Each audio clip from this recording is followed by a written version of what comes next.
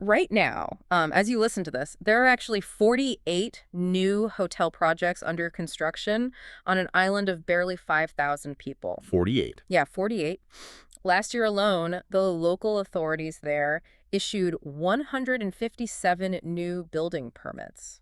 That is just, that's a staggering amount of concrete for one place. It really is. And, we are talking about an island that covers just 160 square kilometers. And right now, there's a developer trying to drop a sprawling, 171 suite mega resort right next to the most famous beach in the entire region. Wow. So the window to see this place is closing fast. Exactly. If you want to see it before the concrete completely dries, your window is no longer measured in years. It is strictly measured in months. And, well, here's the craziest part about those 48 hotels.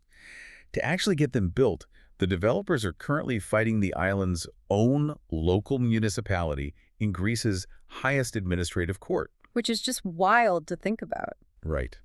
It's an incredibly stunning visual, though, isn't it? Because today, we are sailing deep into the Cyclades to look at Milos. Yes, Milos. Historically, it's the volcanic island where the Venus de Milo was discovered. And visually, it is famous for the blinding white linear landscape of Sarakiniko Beach and those incredibly colorful fishing villages carved directly into the cliffs. But practically speaking, in 2026, Milos is basically Greece's fastest-growing real estate battleground. Yeah, that's exactly what it is. And that tension is the core focus of today's deep dive. We're pulling from a brutally honest, logistics-first travel brief that was originally compiled by the researchers at Phil and H Travel. And they did an amazing job gathering this data. They really did. So our mission for this deep dive is to extract the unvarnished truth from this brief and, answer a critical question for you. Is the Greek island of Milos actually still a worthwhile destination, or has this massive real estate gold rush completely ruined it? It's a question a lot of people are asking right now. Because, imagine trying to plan your absolute dream vacation. You save up, you do all the research, you watch the stunning drone footage online. Oh, the drone footage is everywhere. It is, only to realize that the destination you are booking is fundamentally transforming beneath your feet while you're packing your bags. So consider this deep dive your ultimate hype-free survival guide. I love that. And it really is a fascinating case study because we are looking at what happens when a place transitions from a quiet, sort of hidden gem to a global luxury hotspot, essentially overnight. Literally overnight, in terms of infrastructure time. Right. The numbers we are pulling from the research describe an island undergoing hyper-development at a scale that the local infrastructure was, it was simply never designed to handle. Okay, let's unpack this right out of the gate, because the sheer scale of the construction is just staggering. It's completely reshaping the coastline. Yeah, in this desperate bid to capture the luxury tourist euro, developers are entirely transforming the area. Between January and October of last year alone, those 157 building permits were greenlit. Just in that 10-month window. Just in that window. And, we mentioned the 48 active hotel developments. To put that into perspective for you, the listener, Milos is roughly the size of Washington, D.C., but with only a tiny, tiny fraction of the buildable flat land. Because it's a highly jagged, violently volcanic island. The topography is incredibly hostile to large-scale building. Right. You can't just build anywhere. No, you can't. So what you get is a massive concentration of heavy machinery, cranes, and cement trucks, all trying to move through infrastructure that was historically built for donkeys and mining carts. Which sounds like a logistical nightmare. It is. And the absolute epicenter of this tension, the main flashpoint, is the Metakas region. This is the area bordering those iconic white volcanic rock formations of Sarakiniko Beach. The ones everyone sees on Instagram. Exactly. So a developer is pushing forward with plans to expand what is currently a very modest, low-impact 30-room establishment into a 171-suite resort, complete with private pools for almost every single suite. 171 suites? That's huge for that island. It is so intense that the local municipality of Milos actually lodged urgent appeals with Greece's Supreme Administrative Court just to halt the bulldozer. Which is wild. You literally have the local government suing to stop international development money. It's a battle for the very soul of the island at this point. And for you, the traveler, this construction frenzy translates directly into a chaotic economic environment. Oh, absolutely. The volatility is off the charts. Yeah. We are seeing what can really only be described as a 900% price swing. 900%. Let that sink in. Right. Like the average hotel rate on the island sits around 45 euros a night in November. But in August, that exact same room, that island-wide average, skyrockets to 450 euros a night. For the exact same bed. And what's fascinating here is that this extreme swing isn't just arbitrary greed. I mean, it is the result of dynamic pricing algorithms meeting a severe physical bottleneck. There are just no rooms left. Exactly. There is simply not enough beds for the thousands of people stepping off the ferries every single day in August. And furthermore, Greece's new nationwide cruise passenger tax is fully active now in 2026. Oh, right, the cruise tax. Yeah, Milos now commands a €5 per person tax during the high season just for cruise arrivals. Wait, let me push back on that for a second, though, because, Santorini and Mykonos charge cruise arrivals up to 20 euros per person, and they are still completely drowning in foot traffic. They absolutely are. So, is a €5 tax on Milos really going to do anything to stop the crowds? Or is it basically just the local government putting out a tip jar? That's a great point. It is really less about deterrence and much more about signaling. From an institutional standpoint, that €5 tax, combined with the rapid hollowing out of the budget accommodation tier, it signals Milos's official transition. Like a status change. Exactly. It's a declaration. Yeah. You are no longer visiting the quaint, untouched frontier of the Aegean. It is now Europe's primary luxury frontier, and they are pricing it accordingly to extract value from the volume they know they can't stop. It's kind of like finding an amazing underground indie band. Oh, yeah, that's a perfect comparison. Right. You watch them play in a tiny dive bar for $10, and it feels like your own personal secret. But then you wake up one day, and suddenly they're playing a massive stadium, and the cheapest nosebleed ticket is $500.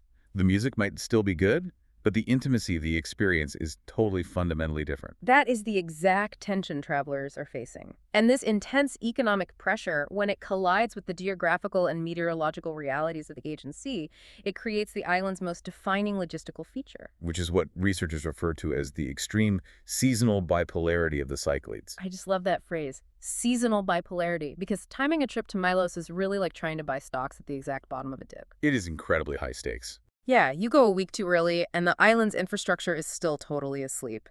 But go a week too late, and you are paying a 900% premium just to fight influencers for a dirt parking spot. It's a razor-thin margin for error. So let's break down the 4 distinct seasons you have to navigate, starting with what we can call the climax. This is July and August. And look, I'm just going to be brutally honest right now. Do not go during this time. I completely agree. It is the absolute climax of prices, of crowds, and importantly, weather disruptions. You are looking at those peak average hotel prices of 320 to 480 euros per night, and that's just for a standard mid-range room. Not even luxury. Not even close. And the narrow, winding dirt and asphalt roads that lead to the famous spots, they are utterly gridlocked with inexperienced ATV riders. Which is terrifying in itself. It really is. But the crowds aren't even the biggest threat to your itinerary. Right, it's the wind, the famous Meltemi winds. Exactly. The Meltemi are these incredibly strong, dry north winds that just rip across the Aegean Sea. They are created by a high-pressure system over the Balkans colliding with a low-pressure system over the eastern Mediterranean. So it's basically a massive weather funnel. Exactly. The islands of the Cyclades act like a physical funnel, accelerating these winds. And they peak in August. And when they peak, they get so fierce that the local port authorities frequently have to legally cancel all the boat tours. They shut the whole port down. Yeah. And as we will explain later, boat tours are absolutely essential to seeing the island's most famous sea caves. So if you go in August, think about it. You are paying absolute maximum price to fight maximum crowds with a very high chance of your main excursions being canceled by maritime law because of the wind. Which is why you want to aim for the second season instead. We call this the prime window. The sweet spot. Yes. This runs from May to mid-June, and it is unequivocally the best time to go. The Aegean Sea, which has been frigid all winter, has finally warmed up just enough for swimming. Just barely, but enough. Right, it's refreshing. But, crucially, those Meltemi winds have not yet reached their ferocious summer peak, so your boat tours are almost guaranteed to sail without an issue. That is a massive relief for anyone booking in advance. And there is a truly fascinating local legislative detail here that most people don't know. The construction noise from those 48 new hotel sites actually pauses for for the early season. I found this so interesting when we were looking through the research brief. Why do they just stop building all of a sudden? It's a legal requirement. Greek municipalities enforce very strict summer noise ban laws. Oh, wow. Yeah, once the official tourist season kicks into gear, heavy construction is legally required to halt. They do this so it doesn't ruin the acoustic environment for the visitors who are obviously paying top dollar to be there. That is a massive advantage for travelers in May and June. You get the benefit of the new infrastructure, maybe the new restaurants are open, without the auditory nightmare of jackhammers going off at 7 a.m. Exactly. And the prices are much more reasonable. They sit in the 120 to 180 euro range for a solid mid-range room. Which is totally palatable compared to 450. And maybe most importantly, Sarakiniko Beach is actually accessible. I mean, you can go at 9 a.m. without having to park a mile away in a ditch. That alone makes the prime window worth it. Yeah. But then you have the third season, which is the Golden Shoulder. This covers September and October. Which a lot of seasoned travelers swear by. They do, and for good reason. The water here is at its absolute warmest because it's been baking in the Mediterranean sun for 4 straight months. It basically acts like a giant thermal battery. Oh, that sounds incredible. It is. And the massive crowds vanish almost immediately after the first week of September as all the European school holidays end. So the hotel prices drop by about 50% almost overnight. But there is a serious logistical trap waiting for you if you push too deep into October, right? Yes, there is. October offers exceptional financial value, but the transportation grid literally begins to dissolve. Dissolve, like the ferries just stop. Basically, yes. Ferry schedules from Athens, specifically the main port of Piraeus and the neighboring islands, begin to thin out significantly after October 15th. Wow, just like a hard cutoff. Pretty much. Yeah. The ferry companies operate on razor-thin margins, and once passenger volume drops, they simply cut the routes to save fuel. So you have to be incredibly careful with your transit logistics if you push your trip deep into autumn, or you might find yourself literally unable to leave the island when you plan to. That would be a very expensive mistake, even with cheap hotels. Ah. And if you push it past autumn, you hit the 4th season, the shutdown. This is November through April. And the island really does shut down. Yeah, Milos, unlike major cities or massive islands like Crete, it is not a year-round destination. By November, the average hotel rate plummets back down to 45 euros, but 80% of the restaurants, the boat tours, and the rental agencies just lock their doors. The island effectively goes to sleep for tourists. It returns to its historical roots. Because, before tourism, Milos was primarily a mining island. Really? What do they mine? They extract bentonite and perlite. So during the shutdown, the island reverts to this heavy industrial rhythm. Which raises a really specific and honestly unique risk for 2026. Because of the sheer volume of construction happening right now, traveling in those deep shoulder seasons like April or late October isn't just a matter of dealing with closed restaurants. No, it is so much worse. It's an active construction zone. Right. Remember those summer noise ban deadlines we talked about? The ones that protect the June tourists. Exactly. Well, during April and late October, developers are frantically racing to finish their concrete pouring before the ban kicks in or before the winter rains start and ruin the site. Oh, so it's a mad dash.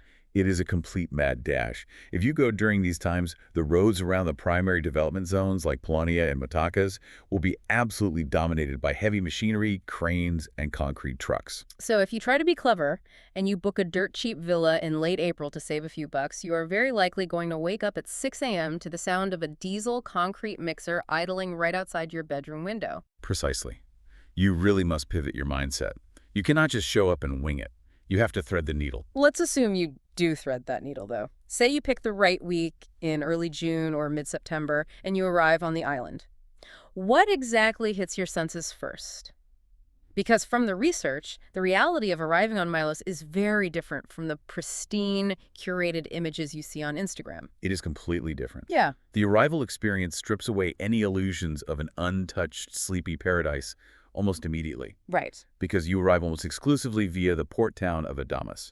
You are either taking the 3-hour high-speed catamaran from Athens, which runs about 75 euros, or you fly into the tiny domestic airport, which is just 10 minutes inland. But either way, Adamas is your first real impression. Either way. And Adamas is a highly functional, incredibly busy working port. Yeah, you do not step off the ferry into a quiet, whitewash dream. You are immediately hit with the smell of diesel exhaust from the ferries, a chaotic line of rental car agencies, ticketing booths for boat tours aggressively vying for your attention, and bakeries churning out massive quantities of food for the crowds. It's intense. It's loud, it's hot, and it's overwhelmingly busy. The visual shock of Milos, the actual magic, it doesn't hit you at the port. It hits you when you finally leave it. That is because Milos is fundamentally a volcanic island, and the landscape changes violently every few kilometers. It's not a gentle transition. Not at all. You aren't just driving past rolling green hills. You can be navigating these stark, reddish-brown, iron-rich slopes one minute, and the next, you drop down a steep switchback into a tiny fishing village like Klima. Oh, Klima is incredible to see. This is where you find the Sarmata. For those who don't know, Sarmata are traditional boat garages. They are carved directly into the soft, volcanic, tough rock right at the water's edge. It's such a unique architectural feature. It really is. The bottom floor is essentially a garage where fishermen would pull their boats in during the harsh winter storms, and the top floor is this tiny living space.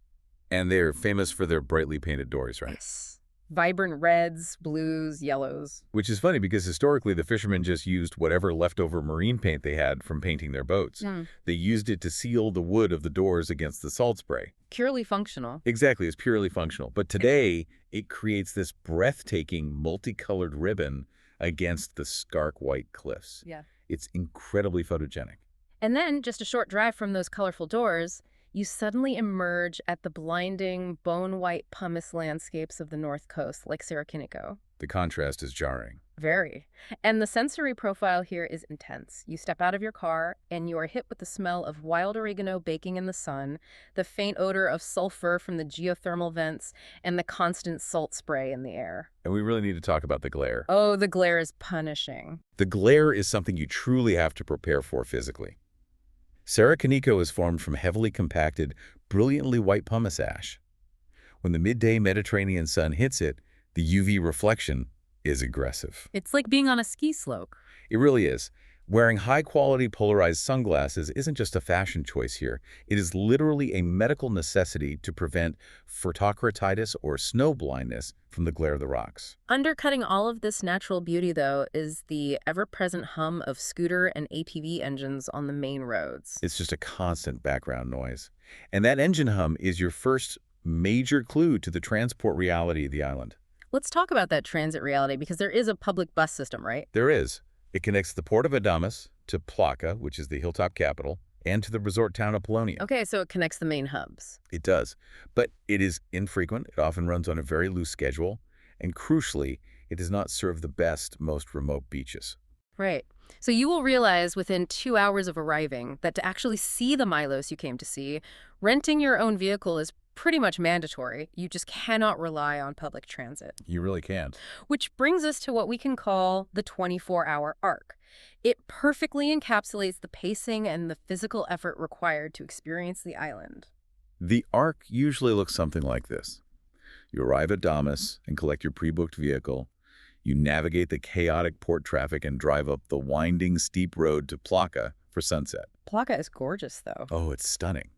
It sits high on a hill, historically built up there to protect the inhabitants from pirate raids by giving them a vantage point and pulling them away from the vulnerable coast. And it is full of these narrow, maze-like, whitewashed alleys where cars are entirely banned. You literally have to park on the outskirts and walk in. Which adds to the charm. It does. You find a local taverna, you eat freshly grilled octopus, and you watch the sun dip into the Aegean. It's perfect. But then the real work begins, because you have to wake up at 6:30 a.m. the next morning. Yes, you wake up at dawn, specifically to drive straight to Sarakiniko before the crowds arrive. Exactly. You get there in the soft morning light. You walk out onto the moonscape. And by 9 a.m., as the first massive tourist buses pull up and a convoy of 40 ATVs descends on the piney dirt parking lot, you understand exactly why developers are fighting tooth and nail over this island. It is spectacular, but it is fleeting. Very fleeting. If we look at the psychology of travel here, Milos doesn't give you its beauty easily. You have to physically seek it out. You have to navigate past the working infrastructure, past the noisy port, past the busy roads, and often down steep dirt tracks. You definitely have to work for it. And psychologically, that friction often makes the payoff feel that much more significant to the traveler. You really feel like you earned the view. I totally agree. But to execute this 24-hour arc, to wake up at 6:30 a.m. and beat the crowds, you need a base camp. And in 2026, where you choose to sleep dictates your entire experience, your daily logistics, and obviously your budget. Because the real estate boom we talked about earlier has essentially hollowed out the middle ground. It completely gutted it. It has pushed the island aggressively toward the luxury market. So let's break down the 4 accommodation zones so you know what you're actually looking at. Let's start with the backpacker or budget tier, which is roughly 50 to 90 euros per night. This inventory is almost entirely concentrated in Adamas, the port town, and the slightly inland agricultural areas. Yeah, you are looking at very basic studios here, places like Saranta Suites or older, family-run guest houses. You will get a clean room with a fan or maybe basic air conditioning, but you are not getting a pool, and you are definitely not getting sweeping cliffside views of the Aegean. No views at all, usually. Right. Staying in this tier means you are explicitly trading charm for logistical efficiency. That is the exact trade-off. What you lack in views, you make up for in access. You can easily walk to the ferry terminal, the central bus stop, and the cheapest bakeries without ever needing to turn on an engine. Which saves a lot of money and stress. Then you move up to the mid-range couple tier, which runs 130 to 220 euros a night. This is what we call the battleground tier. Because everyone is fighting for these rooms. Yes, it is where the vast majority of travelers are trying to book, so availability vanishes months in advance. Pollonia, the upscale fishing village on the northeast tip of the island, is the prime zone here.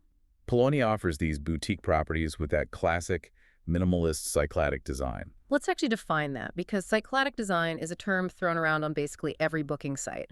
What does it actually mean functionally? It is an architectural style born out of absolute necessity.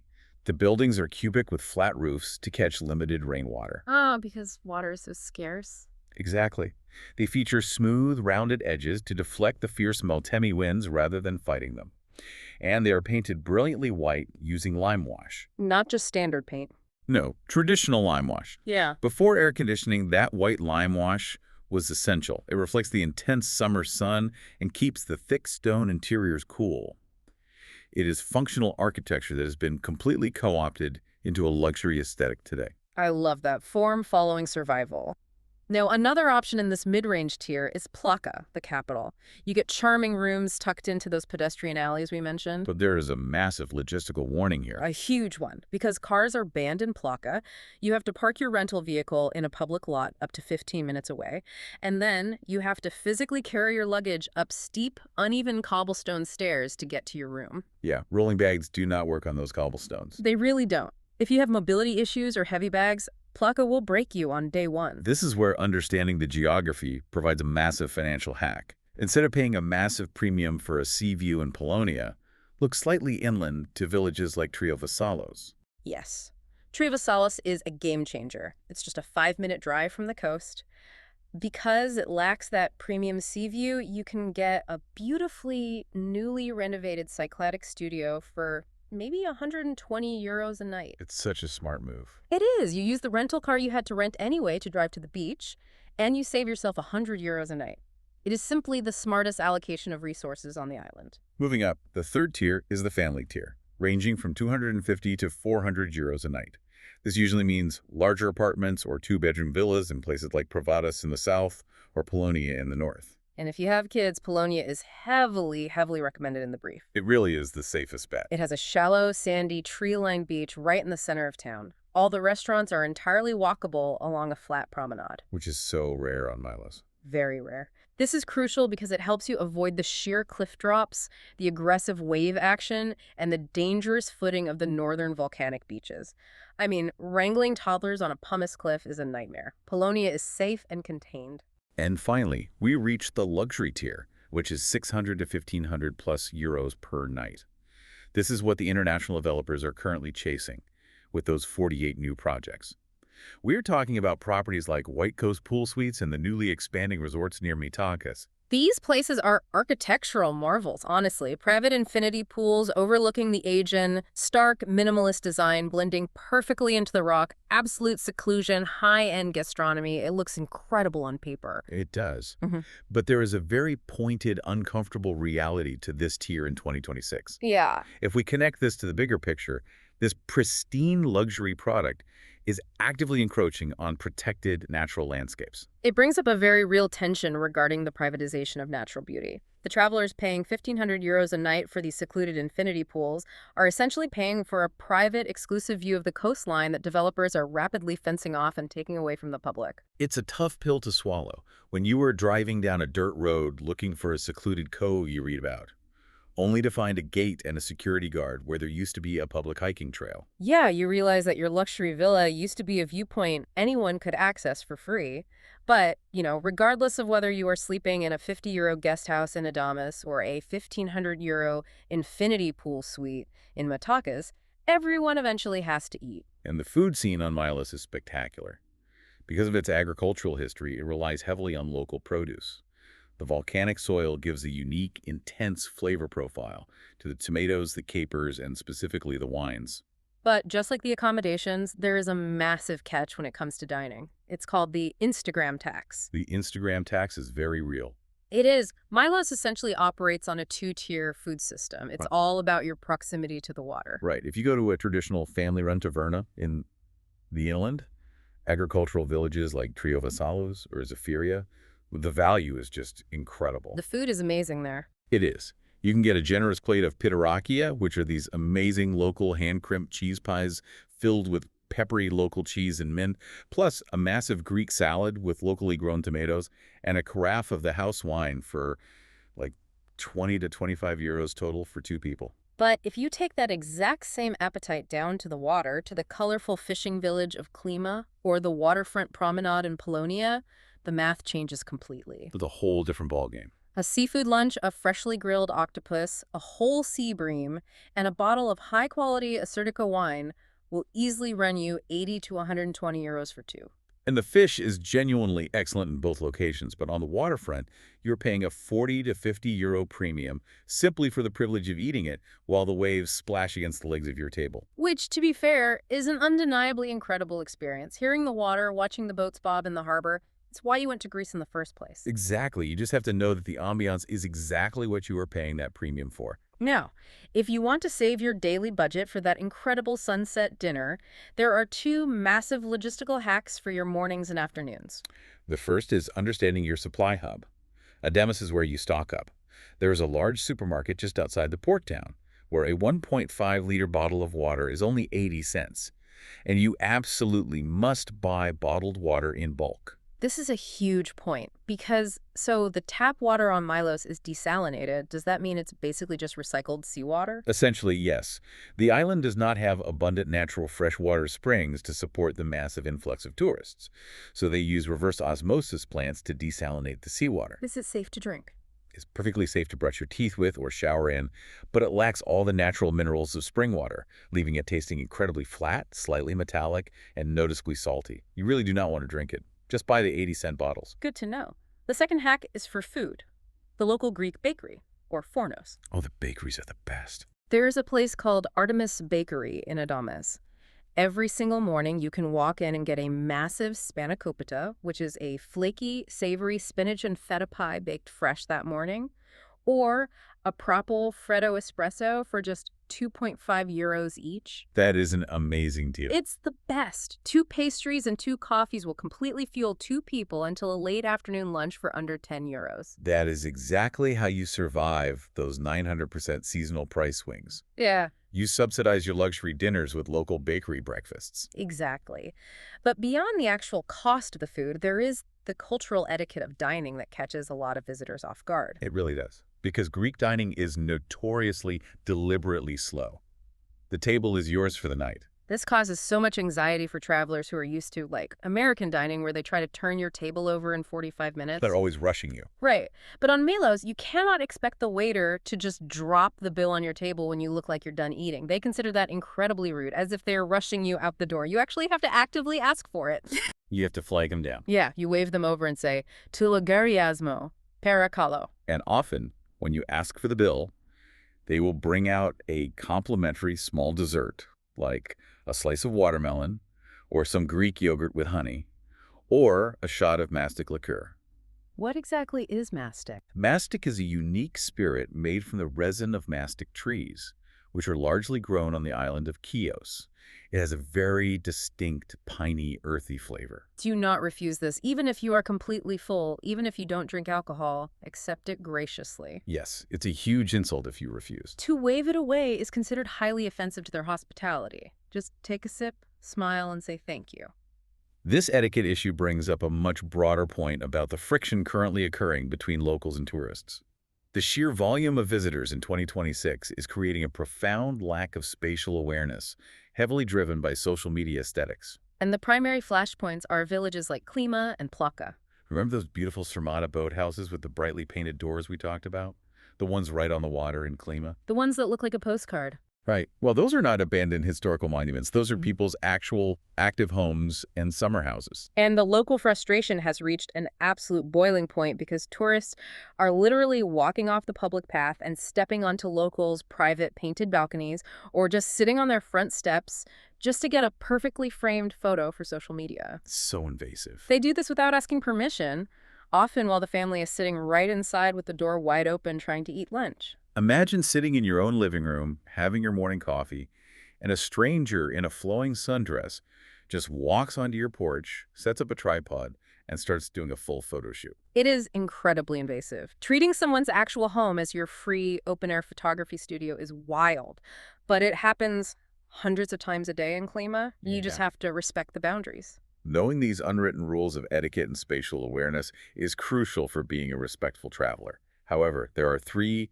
explicit, hard-coded logistical traps on Milos that will outright ruin your trip if you aren't prepared for them, regardless of how polite you are. Let's get into these because they are absolute trip killers. Trap number 1, the ATV license trap. The fantasy sold on Instagram is that you arrive, rent a cool 300cc quad bike, and zip around the rugged island with the wind in your hair. The rental shops literally line the port of Adamas, Right. practically begging you to walk in. But here is the lived reality for non-EU travelers, specifically people arriving from the United States, the UK, or Australia. You walk up to the rental desk, you hand them your standard driver's license from home, and they flat out reject you. They will turn you away on the spot. And you're probably thinking, I'll just rent a scooter like I did in Thailand, no big deal, I have a license. But Greek authorities are strictly enforcing engine displacement laws in 2026. Very strictly. Why the sudden crackdown? It really comes down to accident rates and insurance liabilities. The roads on Milos are steep, they're often unpaved, and they are highly dangerous for inexperienced riders. After years of tourists crashing heavy ATVs, the police just had to crack down. That makes sense. By law, non-EU citizens must carry an international driving permit, an IDP. But it's not just a basic IDP. To rent a scooter over 50cc or a heavy quad bike, your IDP must specifically have a motorcycle or heavy quad endorsement. And if you don't have that specific motorcycle stamp on your international permit, the rental agency will refuse you because the fines for them allowing an unlicensed rider on their vehicles are astronomical. And their insurance will be completely voided if you crash. And because you didn't know this, you are now stranded at the port without transport. And because it's peak season, all the cheap standard rental cars are already fully booked for the week. You are just stuck relying on an infrequent bus system. The fix is simple, but requires foresight. Get an IDP from your local automobile association before you leave your home country. Or, honestly, skip the ATV fantasy entirely and pre-book a small economy car 3 months in advance. A car is way better anyway. It offers air conditioning, it protects you from the sun, and a standard IDP car endorsement is totally sufficient to rent one. Trap number 2 is entirely environmental, the Meltemi wind trap. We touched on this earlier, but we really need to explain how it impacts the island's most famous excursion. Kleftiko. Exactly. Kleftiko is a spectacular former pirate hideout on the southwest coast. It is a labyrinth of towering white limestone arches and deep-sea caves. Crucially, it is entirely inaccessible by land. You can only get there by boat. There are hundreds of operators selling catamaran and sailboat tickets right at the Edemas port. It is the premier activity on the island. But in July and August, those Meltemi winds from the north absolutely howl. The Greek port authorities monitor the wind using the Beaufort scale. When the wind forecast exceeds a 5 or 6 on the Beaufort scale, which means wind speeds of around 20 to 27 knots and significant whitecaps on the water, the port authority legally steps in. They don't mess around with the wind. They don't. They ban all small commercial boats from sailing out of the Gulf to the west and south coasts. The captains literally lose their licenses if they sail, and their insurance is voided. So what happens? Travelers who leave booking their Kleftiko tour to the final day of their itinerary frequently wake up to a text message saying the tour is canceled due to wind. It happens all the time. The port is locked down. They fly all the way to Milos, spend thousands of euros, and leave without ever seeing its most famous, iconic landmark. The strategic fix here is to pivot your entire itinerary around the wind. Book your Kleftiko boat tour for your very first available morning on the island. That's brilliant. If the wind cancels it, you still have 2 or 3 backup days to reschedule as the weather systems move through. Never, ever leave the most weather-dependent activity to the very end of your trip. Finally, trap number 3, the Sarakiniko parking trap. This is the most photographed beach in the Aegean, the famous white pumice moonscape. But you have to understand the topography. It is located at the bottom of a steep volcanic ravine, and it has a very small dirt parking lot at the top. If you arrive at 11 a.m. in the high season, that parking lot is completely full, but people don't just turn around and leave. No, they just abandon their cars. Cars and ATVs are abandoned haphazardly, half in ditches, for an entire mile down the narrow approach road. So if you show up at midday, you will be forced to park a 20-minute walk away. You will then have to hike down a steep asphalt road in 35 degrees Celsius heat, that's about 95 degrees Fahrenheit, with absolutely no shade, choking on the dust kicked up by passing taxis. It's miserable. And when you finally get to the water, you are sharing a tiny patch of white rock with 400 other sweating, miserable tourists. The fix is discipline. Arrive at 7 a.m. You will drive straight in and park right at the entrance. You will have the moonscape almost entirely to yourself and the soft, cool morning light, which is infinitely better for photography anyway. You actually get the photos you want. Exactly. And you will leave by 10 a.m., walking back to your car right as the chaotic convoy of ATVs and tourist buses arrives to fight over the dirt patches you are vacating. So, what does this all mean for you, the traveler? It means that to survive and actually enjoy Milos, you must pivot from being a passive tourist, someone who just wakes up and wonders what to do today, to an active logistical manager. You have to plan around the wind, the sun, and the crowds. And beyond the logistics of parking and booking, there are literal physical risks and realities of the terrain you have to navigate. It's important to remember that this is not a curated theme park. It is a rugged, untamed, volcanic island. Let's look at the safety hierarchy. Like most of the Cyclades, violent crime or theft is statistically near zero. You can walk around Plaka at midnight and feel completely safe. The people are wonderful. They are. The real dangers are entirely environmental. The absolute primary danger is sun exposure and severe dehydration. Because the famous beaches, Sarakiniko, Tsigrado, and Papafragas, they have zero natural shade. There are no trees. And that white pumice rock we mentioned earlier, it acts like a parabolic mirror, reflecting the UV radiation intensely back up at you. You're getting hit from above and below. Exactly. Heat stroke is a daily occurrence for unprepared tourists who hike down without umbrellas or sufficient water. Add to that the treacherous dirt roads leading to the more remote western beaches like Agios Ioannis.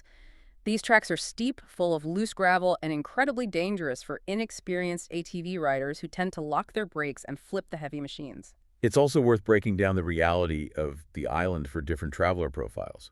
For solo female travelers, the island is extremely safe. The harassment risk is negligible, and local hospitality is fiercely protective. The main hurdle is purely financial. Right. Because the public transport is so weak, a solo traveler has to absorb the full 50 to 70 euro daily cost of a rental car or ATV rather than splitting it with a partner. That eats into a budget incredibly fast. Yeah, for families. The verdict is highly mixed. As we said, staying in Pollonia is great, but the viral spots you see on social media are actively hostile to young children. Let's look at Papafragas. Papafragas is scary. It is. To access the water, you have to climb down a sheer, crumbling cliff face with no guardrails whatsoever. And Tsigrado is even worse. Tsigrado is famous for its hidden cove, but getting down there is an extreme physical challenge. You literally have to squeeze yourself through a narrow, claustrophobic rock crevice, grip a frayed rope anchored to a rock, and descend backward down a sheer drop using a sketchy, missing-rung wooden ladder. Not exactly kid-friendly. If you bring young kids or if you have any physical mobility limitations, you have to accept that these famous beaches are completely off limits. Furthermore, from a health infrastructure standpoint, you really need to know what happens if things go wrong. There is only a basic health center near Plaka. So no major hospital. No. Okay. It is equipped to handle minor scrapes, dehydration, and basic antibiotics. But serious trauma, like a major ATV crash or a severe cardiac event, cannot be treated on the island. It requires a helicopter medevac to a major hospital in Athens. Wow. Comprehensive travel insurance that covers emergency medical evacuation is absolutely mandatory. The research does a great job of balancing these intense warnings with what they call honest disappointments. Because it's not all bad, obviously. The magic of Milos is still very much there. The highlights are truly spectacular. Jumping off a catamaran into water so electric blue it looks chemically enhanced at Kleftiko, which happens because the white limestone seabed reflects the sunlight back up through the water. Watching the sunset over the Gulf of Milos from the Plaka Castro with the white church domes glowing pink in the fading light. Eating dinner in the boat garages of Klima as the water laps at your feet. That stuff justifies the entire trip and the expense. But the honest disappointments are stark, and you must calibrate your expectations.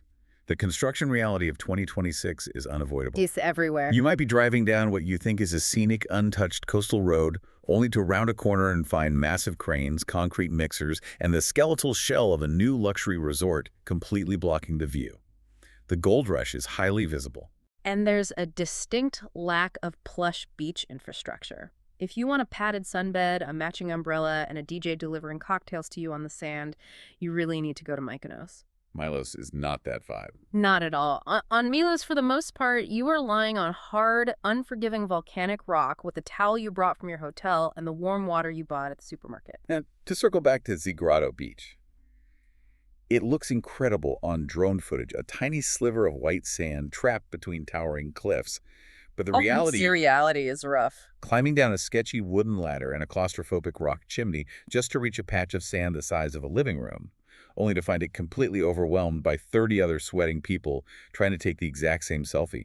It is highly stressful and, frankly, overrated compared to the island's quieter come-ups. There is a profound disconnect between the curated drone footage we consume on social media and the sweaty, claustrophobic, logistical reality of actually physically accessing these places in the middle of August.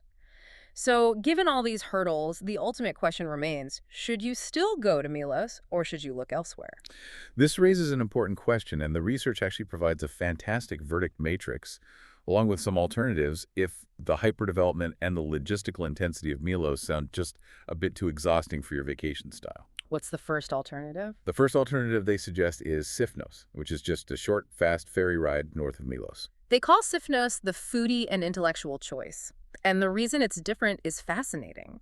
Sifnos has strictly resisted the mega-resort luxury boom that is engulfing Milos. There is zero construction frenzy. Why is that? Because the local government zoning laws and the culture of the island prioritize preservation over expansion. The trade-off is geological. Sifnos lacks the dramatic, violent, viral volcanic landscapes of Milos. You won't find moonscapes like Sarakiniko there. It's more traditional. But what it lacks in viral topography, it makes up for in pristine, meticulously maintained hiking trails connecting superior traditional villages, a deep history of pottery making, much lower restaurant prices, and incredible local gastronomy. It sounds perfect for travelers who want the classic, slow-paced, authentic Greek island experience without the Instagram crowds fighting for a photo. Exactly. The second alternative is Naxos, which is the largest island of the Cyclades. This is the scale and budget choice. Naxos is geographically very different from Milos. Very different. It has sweeping, miles-long ribbons of golden sand, unlike the rocky, hard-to-access coves of Milos. And crucially, Naxos has a robust agricultural interior. They produce vast amounts of potatoes, dairy, and meat. It keeps costs down. Because the local economy is anchored by agriculture rather than being 100% dependent on tourism, the restaurant prices stay incredibly grounded. A local taverna isn't forced to charge you €40 for a fish just to survive the winter. Naxos is also perfect for families because of those safe, easily accessible sandy beaches. Okay, so let's run through the final verdicts matrix for Milos.